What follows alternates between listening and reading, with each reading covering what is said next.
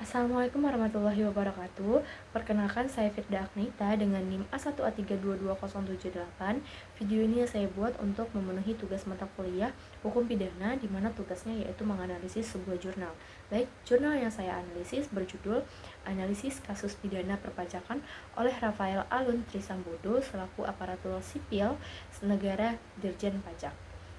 Jurnal ini disusun oleh Yusuf Daeng, Noverto, Rejab Bagaskara, dan Robi Hamid. Nah, jurnal ini diterbitkan pada tahun 2023. Baik, langsung saja ke isi jurnalnya. Nah, jurnal ini membahas kasus korupsi pajak yang melibatkan Rafael Alun Trisambodo, seorang pejabat di Direktor Jenderal Pajak. Nah, kasus ini mulai menjadi sorotan publik setelah munculnya kasus penganiayaan yang dilakukan oleh anak Rafael, yaitu Mario Dandi. Nah, dari kasus tersebut masyarakat mulai mempertanyakan asal-usul harta kekayaan keluarga Rafael, terutama ketika diketahui ia memiliki kendaraan mewah seperti Jeep Rubicon yang ternyata didaftarkan atas nama orang lain untuk menghindari pajak. Hal ini kemudian membuka dugaan bahwa Rafael telah melakukan penyimpangan dalam pengelolaan pajak. Dari hasil jurnal ini ditemukan bahwa Rafael diduga menerima gratifikasi dan melakukan pencucian uang melalui beberapa perusahaan yang sebenarnya ia dirikan sendiri, tetapi menggunakan atas nama istri dan keluarganya sebagai komisaris atau pemegang saham. Melalui perusahaan-perusahaan tersebut, ia menerima uang dari wajib pajak yang ingin atau mengurus pajak mereka agar lebih ringan. Jumlah uang yang diterima secara ilegal ini mencapai puluhan miliar rupiah, dan sebagian besar harta tersebut kemudian ia sembunyikan dengan cara membeli aset atas nama keluarga atau orang yang dipercayainya.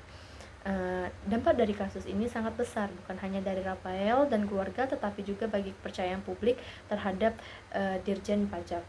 Nah, masyarakat menjadi ragu apakah pajak yang mereka bayarkan benar-benar digunakan untuk pembangunan negara atau malah dinikmati oleh oknum pajak. Padahal, pajak adalah sumber pendapatan negara terbesar untuk membiayai pembangunan, sehingga kepercayaan rakyat berperan penting agar masyarakat tetap mau membayar pajak. Nah, jurnal ini juga menekankan bahwa kasus ini menunjukkan kelemahan sistem penegakan hukum di Indonesia, terutama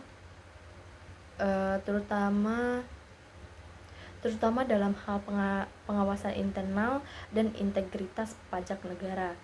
Nah, dari jurnal ini pada akhirnya jurnal ini menyimpulkan bahwa pembatasan korupsi di Indonesia belum berjalan efektif, karena meskipun aturan sudah ada, masih banyak pejabat yang tergoda melakukan praktik korupsi. Diperlukan reformasi birokrasi dan peningkatan sistem pengawasan. Dan juga pendidikan moral bagi aparatur sipil negara agar kejadian serupa tidak terulang di masa depan. Baik, itu tadi analisis jurnal dari saya akhiri. Wabillahi taufiq wal hidayah. Wassalamualaikum warahmatullahi wabarakatuh.